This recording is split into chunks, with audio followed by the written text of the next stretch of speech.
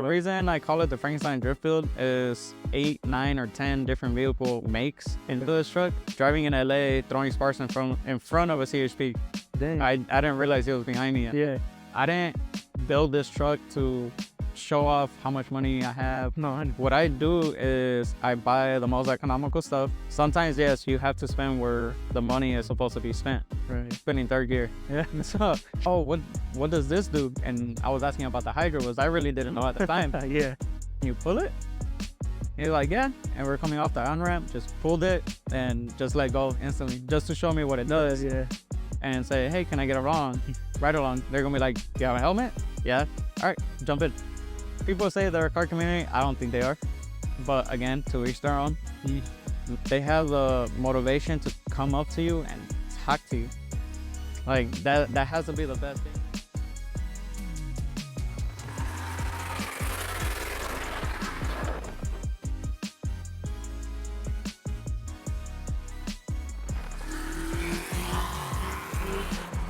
All right, so today, welcome back to the Dare to Drive podcast. Today we have Jordan, also known as Scrapelex. Hey, what's up, guys? So, yeah, let's just get straight into it. You can tell us a little bit about yourself. What is Jordan all about? What's Scrapelex all about? I mean, myself, I'm just a automotive technician, currently working for Tesla. But on the side, I like to basically learn everything about automotive, wiring, painting, fabrication. Okay. That's basically it. Dope, man. Yeah, what we like to get started with here is basically what got you into cars. You can get as deep, as personal, as far back as you want right there. Yeah, what got you into cars? So I believe it's 3 people that gave me the heart of becoming the person who I am. I've always been to automotive.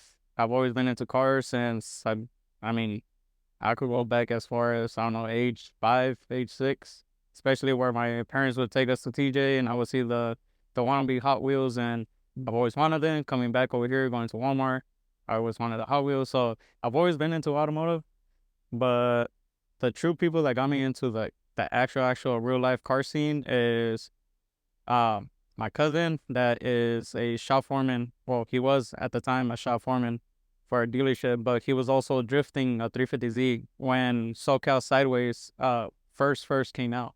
Okay. And that's when they would go drift the on-ramps and random areas. And then after that, it was my brother-in-law that had an NK3 Jetta. So he introduced me to the Euro scene while my cousin introduced me to the JDM scene. And then the final part was my uncle that was also a shop foreman, but he didn't modify cars or nothing, but he taught me the mechanics at a young age. So Okay. one thing led to another, and here I am. Nice. That's awesome. What was your first car that you got? So my first truck was a 1985 Toyota X-Cab. So exactly the same, just with the extra room in the back. Okay. And I got that, and I wouldn't say a messed up way, but it was my dad's. Okay. So when I first turned 18, he offered me a Toyota Corolla, Scion XB, or an MR2. Okay. Awesome. Well, I went behind his back, you could say, and took the truck under him. I never asked him for it or nothing like that. I just told him, oh, let me drive it to school and let me drive it to work so I could drive the truck around. Right. And little by little, I took ownership without ever asking for it. So that's how I got my first car. Yeah, that's wild. With that truck, did you do anything to it? Yeah, I had it stupid slammed, ridiculously, in the most ghetto way. But one, you're young, you're still learning, and I wouldn't say bad influences, but the older generation taught me small tricks that shouldn't really be known. Yeah. But I did a lot of ghetto stuff to it. It was slams, stands, and getting tickets. Yeah. How old were you at that time, if you don't mind asking? 18, 19. 19? Okay. And I got a I don't know if it was $350 or $450 ticket for driving in LA, throwing sparks in front of a CHP. Dang. I didn't realize he was behind me. Yeah. Just threw sparks nonstop and pulled me over. Dang, that's crazy. So static for sure? Yeah. Yeah, all static. Always static. For sure. Did you have any other cars before you got this truck? Nope. That was it. I had down one. I got some. I got into it with the city due to some neighbors, which I'm not gonna get into, but they took my truck and well, technically they didn't take it, but they told me that either I put it back to stock, have it running because at the time I was doing a 2J Z swap Oh wow. and told me to put it back to stock and to show up to the district and show them that it's running under its original factory power plant. Right. Right. And I was so far in that there was no way going back. So instead of letting them take it, I dumped it. And I know a lot of people said, "Oh, you could have sold it to anybody or stored it somewhere else." Well, best believe I tried, but nobody wanted a rolling shell. Nobody wanted an extra cab because everybody wants a single cab. Mhm. And well, one thing led to another. Sold it to pick apart, and that's the end of that. Wow. So how long did you have that truck for too? I had it for about 2.5 years. Oh wow. Yeah, I feel like anything you own over a year, you really do get like connected to it too. I was really attached to it, but what hurt me even more, like I could admit, I cried when they took it away. But it wasn't necessarily that, oh, it was my first car or nothing like that. It was a simple fact that that was my dad's truck. Right. So it was a family sentimental thing. Yeah. So I've always wanted to keep it, but Yeah. That's understandable for sure, right there. Well, with that truck, because I know you do like drifting and everything too, right? So did you fly that thing I around? tried. I wanted the diff, but I mean, a little four banger. I believe at the time I had like 50 or 60 horsepower because Yeah. it was a 400 something thousand mile motor. Okay. The motor is only meant for like hauling, Right. like Right. small stuff in the bed, not vehicles. But Mm. it was a 4 speed. But to top it off, I had a blown head gasket and I was still driving it. So I was still sliding it, and well, it got sideways only in the rain. Hey, that's something right there. Yeah. That's something. Well, tell me how you got this truck. When did So you get here? this one I got it on December 15 of 2015. Well, just a And minute. yeah, so I got it after selling the 2J, selling all the parts that I had for the other build. I sold everything and I bought this truck with that money. And it's a really really sad story that it hurts to say because I feel like I look like a dick, but I saw it posted on Alfra in Orange County and it was 20 23 $2,500. And I went over, and at the time I was the president for a mini truck club with the last truck. So we went in a group, go checked out the truck, and it was hammered. Like these trucks don't come with airbags, but for some odd reason there was a hockey puck or something that was drilled onto the steering wheel in the center. Right. So it was a little sketch. It looked funny, and then AutoZone air horns everywhere. It had the AutoZone special basically everywhere. Yeah. Yeah. So besides that, oil leaks left and right. There was alternator issues. So I was like deep into it. And so I started lowballing the guy, brought it down, and then at the very end I bought it for $1,000. Gee. But I didn't know till after I lowballed him when I was warming up the truck to leave. I had my dad there at the time and he started talking with the guy. So me, I just went for the truck. I didn't care why he was selling it or nothing like that. Right. Right. So my dad asked him like, "Oh, so why are you selling it?" Well, that's when he said, "Oh, my wife just got deported to the Philippines, so I needed this money to go see her." Well, I felt like a dick right after. Like I know if I really did feel like a dick, I know everybody's gonna say it. I would have given the money anyways. Right. But me being, I don't know, 19 years old, 20 years old, Yeah. I was working part time, didn't have that much money, so all that money meant the world to me. No, 100%. So I was saving, and I mean, the money left over, I was using it to register it. I was fixing what it needed to be fixed, and just small stuff here and there. But Okay. that's basically how I got it. Sweet. I mean, after that, like, what was like the first mods that you did and your modifications that you did? So I still had everything saved from the past truck. So I had the Beltec draw spindles. I had short end bump stops, and I had 4-inch steel blocks from DJM. And I did a monolith, which if whoever's in the miniature scene knows what that is, and it's the most ghetto shit you could do. Um, it's a horrible ride quality. No matter who's listening, if they're riding on it, they're gonna go behind it. Which I mean, obviously we don't recommend it, but people are still gonna do it regardless. I would still do it regardless, Yeah. even though I have this currently. Um, and then I modified. I don't know what year, but it was Volkswagen Bug air shocks to put it in the bag. Oh wow. Yeah, and just dropped it on just with the torsion keys, and that was basically it. I think I had 15x10 -44 Krager V5 wheels at the time with 195/50 R15 tires. Oh dang. So it was like mega swift. Yeah, yeah.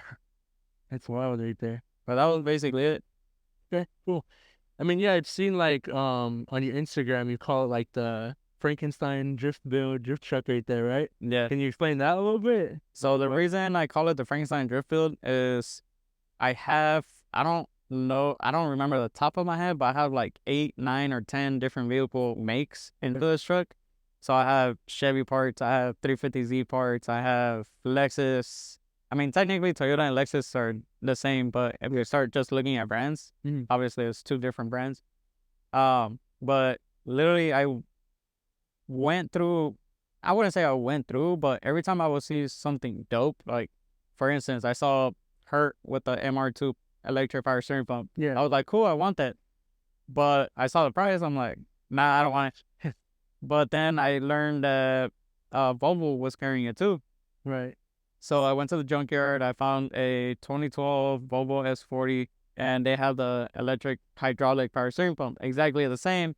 Not the same specs, and it doesn't respond the same.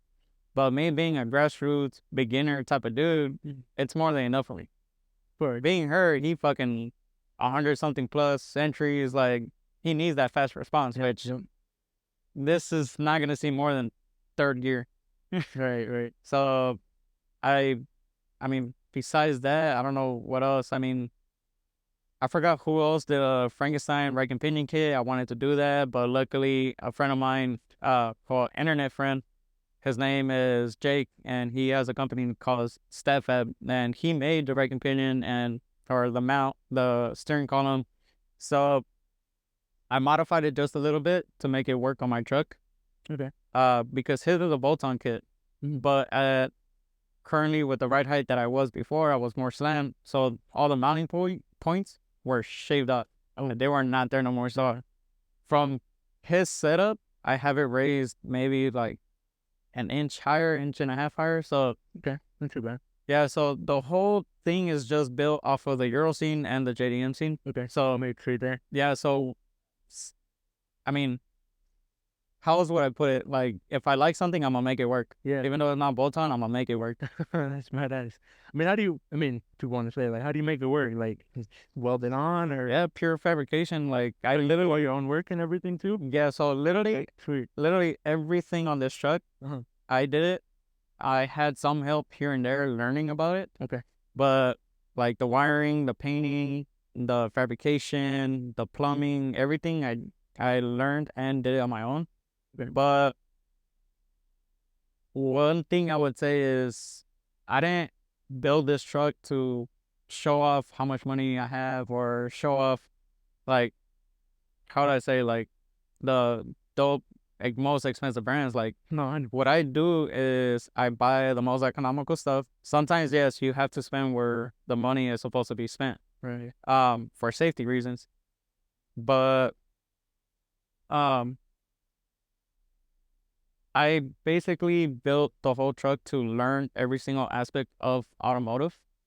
Not necessarily because I want to go do it as a career or nothing like that, but I loved doing this, especially learning and doing stuff on my own. It's like something like really close to me. Like, I love learning as long as it's automotive. Yeah. And besides that, I do a lot of side work at my parents' driveway. And so Okay. this was basically a project of self-taught university, you could say. Okay. So if I'm gonna learn something, I don't want to learn on a vehicle Right. that's not mine, mess it up, and then I have to pay the consequences, which who knows if I'll have the money or not. So if I was gonna learn a new trade or a new anything, it was gonna be this, and if I mess it up, cool. It stays there on the driveway. It's my own thing. I'll pay for the damages. So I would rather learn on this, mess up, than mess up somebody else's car. Okay, I respect that for sure right there. That's good. I mean, motor wise, what do you have under the hood too? So motor wise, it's a 3SGE Beams blacktop 5th generation, which it's the same family as the 2J, the 1J, because it was Toyota and Yamaha together. Okay. Um, they don't come boosted, but I threw a GT3071R turbo in it with the Rashi Dynamics turbo internals. Yeah, yeah. So um I basically rebuilt the motor because I was sliding around and then I had a cloud of smoke in the back, and I went ahead and did, you could say, a full rebuild. I did Eagle alloy or Eagle H-beam rods, ACL bearings, ARP studs everywhere, stock head gasket. I did Kelford cam valve spring and retainers, and custom valve shims that were ordered from Australia, because nowhere that I could see or find sold the ones that I needed. Okay. Um, Everything else, I mean, it's a World Speed intake manifold from Australia. I believe it's Australia. And then AT Power shaftless 80mm throttle body, homemade log manifold. I have a 725 series Clutch Masters twin disc. Stock J160 transmission that comes with this motor. Link Monsoon G4X standalone ECU with the My Wire Shop wire harness. Okay. Right. Let's see, it's Toyota 4Runner 3-row radiator. I have a S13 intercooler, custom intercooler piping that I made myself out of 3TO4 steel or stainless steel. Yeah, yeah. A lot of people are gonna argue like go aluminum, go titanium, but again, I did everything on my own. I don't know how to weld aluminum, so I used what I had. Right. As far as engine, performance injectors, 1,000 cc's with D85 and pump gas, and hyperfuels, fuel pressure regulator. That should be it. Okay. So how much do you think you're pushing right now? Right now, I'm still on the old tune before I did the whole rebuild, so I'm about 5 psi to 230 or 235 to the wheels. Okay. With Pretty good. 385 pump gas, I think it's at 197. Okay. Pretty good for how light it is too, huh? Yeah, I'm spinning third gear. Yeah. So, jeez. But I'll be dynoing it probably in the summer once I recover from surgery. Should be expecting either 380 to 450 on 10 to 12 pounds of boost, but I wanna leave it either at 380 or 400, because it was built to handle, I think, 650. But I want to bring down the boost to keep it reliable. Bring down the RPMs, because the RPMs is $9,000, but I want to bring it down to 8, so I could stay on limiter and not have any issues. Yeah. Good. Yeah, keep it reliable right there. Yeah. Sure. Well, yeah. I mean, is there anything else you want to let us know about the build at all? Like, I mean, I could go on and on and on. I mean, the whole truck has been touched. The only thing not stock would be actually no. The only thing stock would be the pedals, the clutch master, and you could say the truck body. The only reason I say that is because technically it's not a truck no more. Yeah. No bed. Right. You only have the skin. Yeah, I know with the bed, you have the whole custom setup right there, huh? Yeah, it's a S13 rear subframe with a cantilever suspension, or old schoolers would call it the push rod. Yeah. I mean, and then I have the Volvo power steering pump back there. Power steering cooler, battery, fuel cell, and I mean, that's basically it back there. So you did the whole 9 yards for sure on the car. Every single thing you want to point out, I did. I touched it. That's good right there. I mean, let's go into because I know you do like drifting, you slide it around and everything. How'd you get into that as well too? And that was through my cousin. Yeah. I was 16 at the time. Okay. He had his club called Chasing Status, and then they changed their name to another one. I forgot what it was called, but he's the one that got me into drifting. Okay. One day I would always look at his Instagram, his YouTube videos with SoCal Sideways.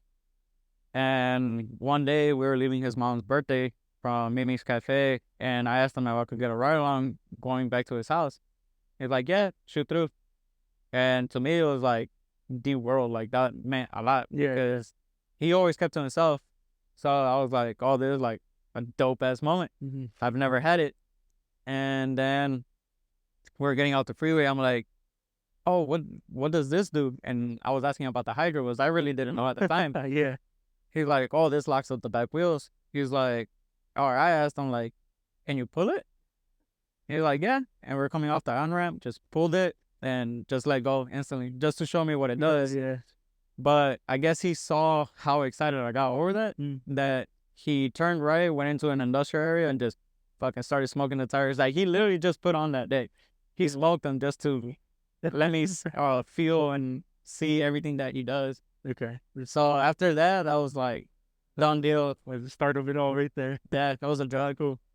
So, what was the first car that you learned in drifting? Was it the first truck that you got, or was it? I learned on the first truck. I had a inline handbrake, and I mean, I had a fucking 18-inch long shift knob. Oh, Like okay. it would hit the dash, it would smack me. Like it was long, but Okay.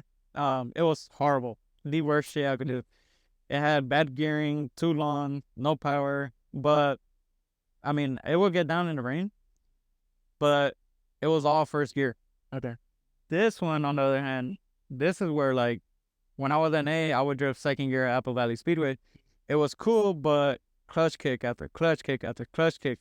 But that's because I had the J160 with the 307 diff. Okay. So when I did the Hoonigan episode, I was telling him that I do 41 or 42 miles per hour in first gear because that's how low that gear was. Right. Right. So it was cool, but it was just I was beating the shit out of it, trying to catch up. And then now with the turbo, I'm and the rear end setup, I'm overpowering second. Like I could only do a corner and that's it. Then I would need the next gear. So right now I'm starting to learn how to throw myself into third gear, which after today, I learned real hard that when you're doing an on ramp or something and you see that shit long as hell, better throw that bitch into third. And Yeah. Yeah. I stayed in second, handbrake. So it was just repetitive and I didn't like it. So I know some of my friends are gonna bully me into it. So it's gonna happen sooner or later. Yeah. Yeah. Okay, for sure. I mean, as for like the drifting community, do you go like to any tracks or you mentioned like Apple Valley and everything? I've only gone to Apple Valley Speedway. Okay. So the reason I say that is because I don't I still haven't mastered drifting. I'm still a newbie. I'm still learning.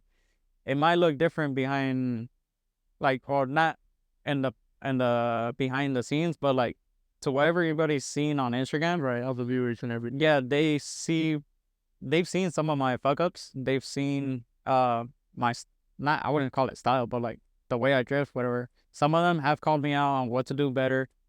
Um, but I mean, that's the best learning grounds. Either that or I think it's called Adams Motorsports or Adams Okay. something. I forgot. It's down to 15, I believe, for the 10 freeway. I'm not familiar with that one. So they're both go-kart tracks. They're both slow, so you could go ham and fly off track, no issues. I mean, Yeah. so I started learning there, and I started throwing it into third gear before I actually blew my whole rear end. But that's the best place to learn. Definitely. I mean, how's the like community in the drifting scene right there? It's dope. Yeah. I've gone to several, like me myself. The only times I've gone is private events. Okay. Where I've been invited. It's only about either 10 people, 20 people, so it's small. Yeah. Yeah. But actually gone to an event, I haven't been able to. Okay. Due to the job schedule that I had, and well have, and so I got the motor back. I've been sliding on Mexico here and there.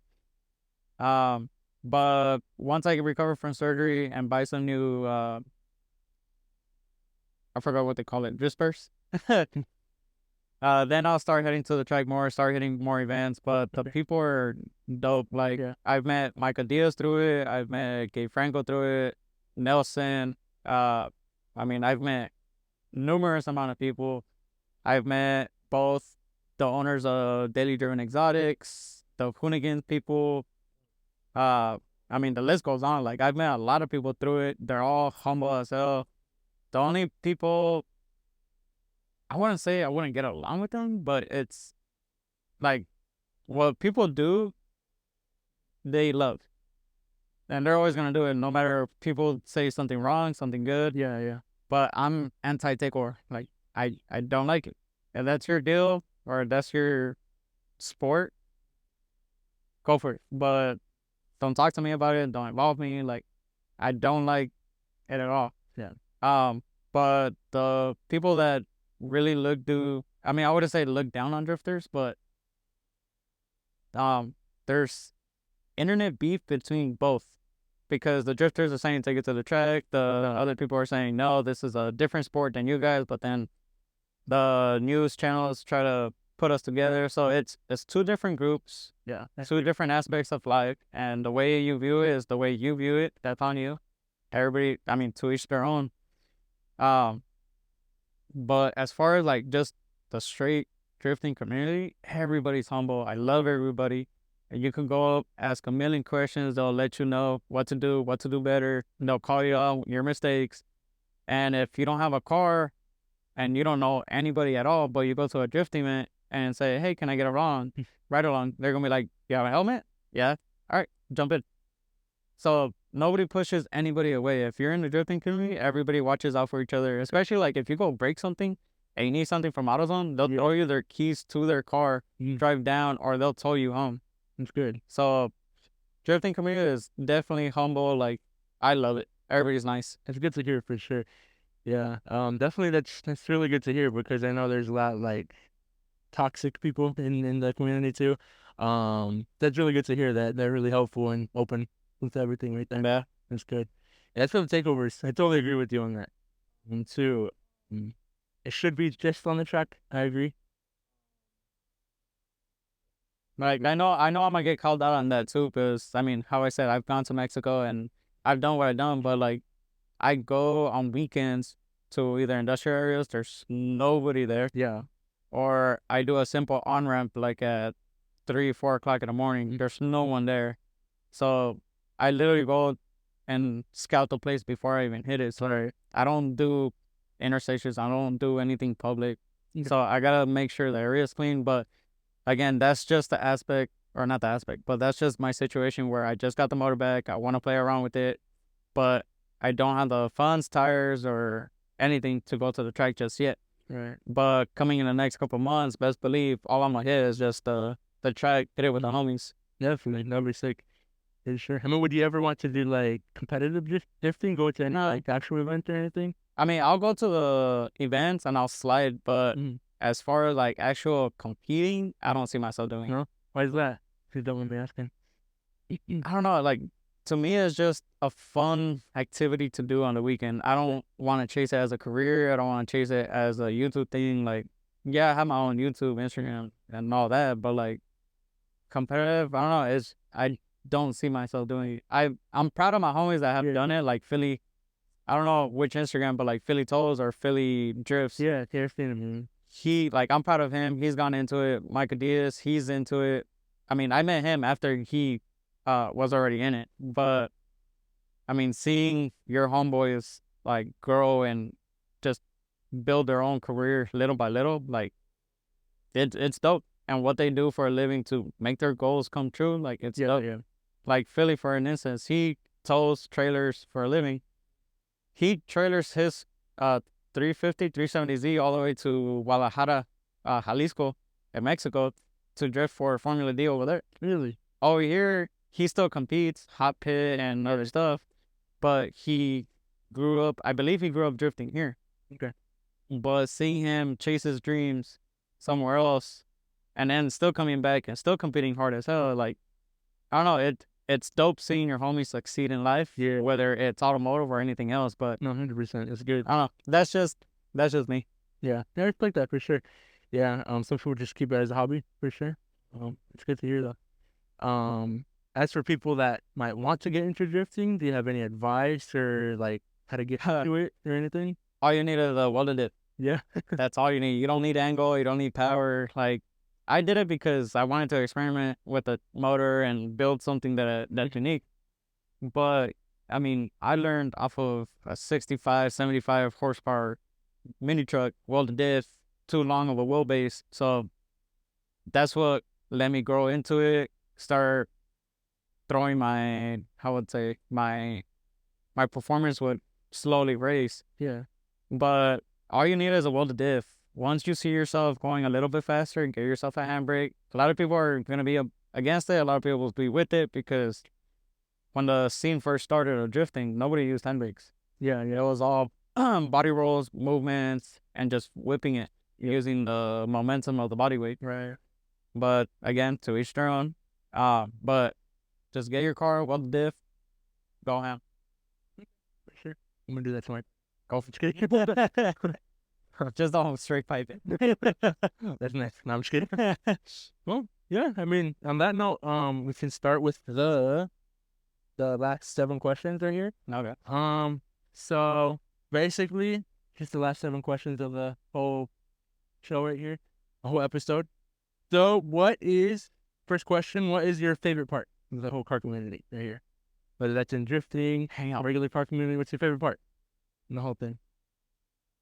That's honestly really hard to say because I mean I've hanged around with the JDM scene, Yeah. or technically just the SoCal scene. I've seen it all. I've been part of it. I've been part of the Euro scene. I've gone to Woost in Vegas when it was still around. I've gone to big meets here, or not meets, shows. Yeah, yeah. So honestly, it's really difficult what to say, but I think my favorite part would be when the people they have the motivation to come up to you and talk to you. Like that has to be the best thing because one, you feel great talking about your own build, but besides that, if you go talk to somebody else about their build, they're willing to go talk about it, tell you what's up with their ride. Like, 100%. Yeah. so just the community being open, I think that's the most dopest shit that I like, to be honest. Yeah, it's definitely. Second question, similar to the first. What's your least favorite though? Least favorite part of the car community? I know I'm gonna get bashed on this, but takeovers. Yeah. Like I wouldn't. So people say they're a car community. I don't think they are. But again, to each their own. Mm. Like it's a really hard subject because you're gonna get bashed on it whether or not you want to. But that's my least most hated thing. No, Takeover. I agree. That was mine too, right there. I agree with you 100%. Third question. If you were to wipe a car out of existence, like it never existed right there, what's one car that should have never existed right there? Damn. If you want to, if you want to throw some shade to somebody, no, I'm just kidding. Mine. I'll tell you mine. It was like a PT Cruiser, the smart cars and everything. I've seen dragster PT Cruiser. No, yeah, yeah, I can know. 100%. Ah, it's so hard. Like, I wouldn't say there's many. I think I will have to say the Nissan Cube. Okay. All the Cube cars? Yeah, You're not a fan of those? not really. All the toasters? No, I'm just kidding. If you drive a toaster, don't flame us right there. But next question. I mean, it's kind of a hard one too. What's a controversial car opinion that you have? Whether, I mean, like mine, I'll tell you mine was like, I don't know if I agree with fakes, wheels, rep wheels. I don't know if I agree with that whole conversation. But I mean, I'm not that one. I don't have really like on yours. I don't have anything behind it because you buy what you could afford. yeah, So if you think it looks nice, it looks nice. That's your car. yeah, Who gives two F's about what other people think? Like, yeah. if you're happy, I forgot what's his name. It's like I think his name is Ryan from Jimmy Oates. Or yeah, you've ever seen that dude just slam the shit out and fucking laughing, having the best time? Yeah, yeah. Well, let that man be. He's having the best time of his life. No, 100%. But damn,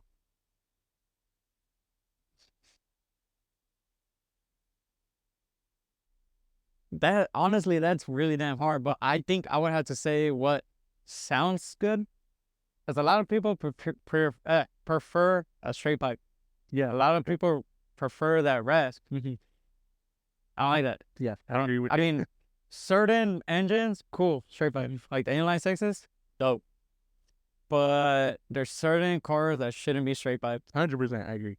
I'll call myself out on that. I have all VQs. Don't straight pipe your cars. If you have a VQ, I feel like the best exhaust system should be the motor dyne. It sounds like beautiful. Really, I haven't heard that one. My best friend has it, and goddamn it, like it's worth the money. Really? It might be a little expensive, but it's worth the money.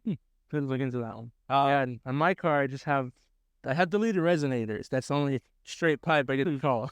But I have a titanium agency power muffler, but that's from a 350Z. Okay. So I don't think mine sound too raspy, but I know I say some G's. One thing that my best friend told me that I didn't realize till after, just because you have a titanium exhaust or anything, titanium doesn't mean it's a good quality titanium. No, yeah. Because I've heard of certain brands that they're popular, but the metal is really thin, so you get that rasp that you thought you weren't gonna get. Yeah, that's true right there. Okay, so next question. This is question number 5. If you have any regrets in the car scene, even if you want to tell us, maybe My regret? any regrets right there. I guess I would have to say anything before 2016 that I did in the truck scene, I regret 100%. Really? So that's like with your first truck, right? Yeah. Okay. Like, shit went south real quick with a lot of different things and people that I completely regret. And I mean, I would say I fucked up. Like, I would take ownership of my fuck ups. Like, I messed up a lot when I was younger. But I mean, we all mess up young, but Yeah. I feel like I shouldn't have fucked up that bad. Really? Okay. Yeah, I mean, okay. I mean, we all live and learn right there. So, I mean, at the end of the day, it was a lesson to learn right there. Like, So, that's like, I would have to say that's a lesson learned for me. That's why I try to keep my mouth shut. I don't really try to speak my opinion because, again, everybody has their own opinion. yeah. But as soon as somebody hears your opinion, they look at you different. Yeah. So I don't really speak my opinion. I try to keep it just my own personal life, which my personal life is on social media. Yeah. I legit post everything. My fuck ups, my good times, my health issues, like everything. But yeah. Okay, for sure. Next question is the 6th question. What's your dream car? Or that's your dream high-end dream car, dream drift build? Everybody really close to me knows that my dream car is JZX 100. Okay. Chaser? I'm always Would drift build or what would you do? Nah, that will be a JDM inspired build, just nice, stands out.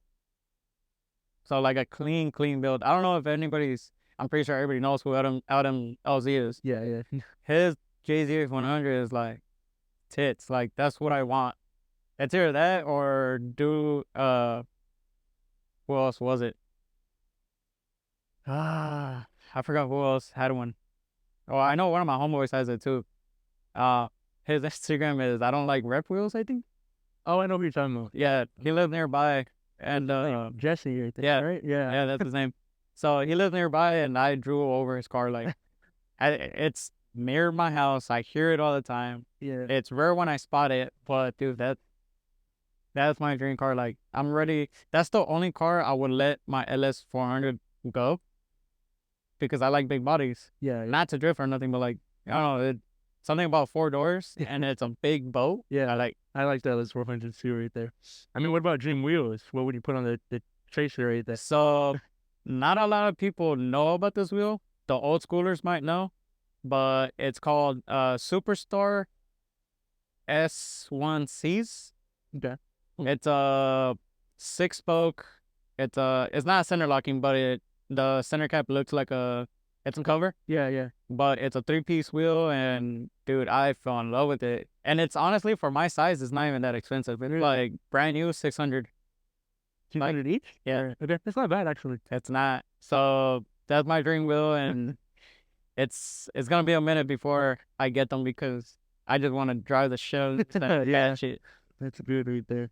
Okay. Last question. What's some advice that you would give to maybe someone wanting to get into cars? Whether that's in cars, drifting. Don't be afraid to reach out to anybody on Instagram, YouTube, ask questions. Don't know anything. A lot of people in the scene will tell you that you search it up first on Google because there's a lot of forums. But besides that, it would bring up every website possible. So it'll throw you into Facebook groups or something on Instagram, something on YouTube. But don't be afraid to ask questions. Don't be afraid to throw parts onto your car that think look dope. Because again, the end of the day, it's your car, nobody else's. Like, yeah, you look at Instagram people, you're like, they ask, oh, what do you think it looks better? Mm-hmm. Well, one, they have an audience. They have traffic towards their channel. Mm-hmm. They build people cars to have that following. So that's their career, YouTube. But it's nothing but glamour that you see. Yep. Nobody knows the true secrets behind it. So you don't know what they physically do to get to that level. So you stay in your lane, you set small little goals that are obtainable, and then that little goal is gonna become that huge goal that you wanted like 2-3 years ago. So dream big, but make a plan on how to follow through. Okay. That's basically it. I like that. I like that for sure. Well, on that note, I mean, do you want to give any shout outs to anybody, or where can people find you, whatever you want to do? Instagram and TikTok and YouTube, it's all the username Scrapelux, which, I mean, I'm pretty sure you might post the logo. Yeah, I got you. But shout outs, I mean, all to my sponsors. I have Color Fittings, and I'm sorry if I forget anybody. It's Color Fittings, Filter Wears, Weld Speed, AT throttle bodies, Performance Ejection Injectors, R1 Concepts, Arashi Dynamics Turbo, JC LA Window Tint. Did I say Depper Lighting? I don't think so. Depper Lighting. And anybody else that has taught me about this scene stuff, learn the mechanics, learn any trades, like anything that has been part of my life to get to where I'm at this position or time of day. Like, thank you. Like, I wouldn't be here if it wasn't for that. For sure. Well, on that note, thank you, Jordan. We appreciate you stopping by with the podcast right here. So I guess that's about it today. So thank you guys for listening. Whatever you guys are doing, hope you guys have a great rest of your day, night, whatever. And yeah, thank you guys for listening. This is the Dare to Drive podcast. Thank you guys.